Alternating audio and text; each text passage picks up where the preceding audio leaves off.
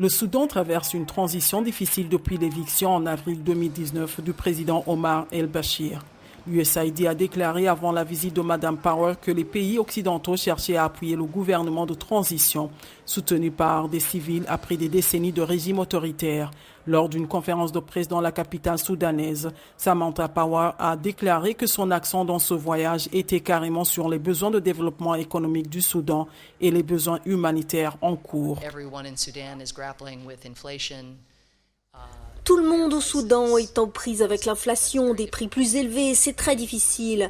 Et nous, surtout, en tant qu'États-Unis, voulons trouver un moyen de nous associer à vous pour redynamiser l'économie, attirer les investissements étrangers dans ce pays, pour améliorer le climat d'investissement, pour que les grandes entreprises, les banques et d'autres viennent au Soudan, qu'elles voient que c'est un nouveau Soudan, qu'elles peuvent offrir des opportunités d'emploi à vos jeunes qui contribuent à rendre cette révolution et cette transformation possible.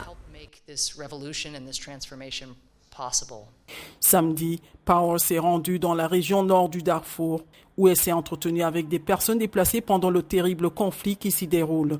Selon elle, les besoins humanitaires restent énormes.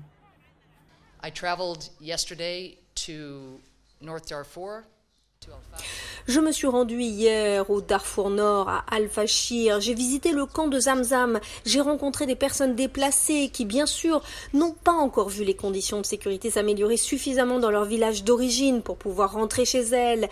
Mais elles portent tout ce désir qu'ont partout les déplacés de rentrer chez eux.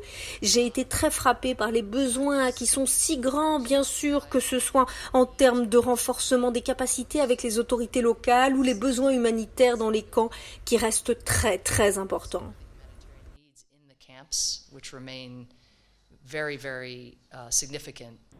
Power affirme que les problèmes entre les États-Unis et le Soudan ont été réglés. Sa visite est la dernière d'un haut responsable américain au Soudan qui fait pression pour mettre fin à l'isolement de plusieurs décennies sous Bachir.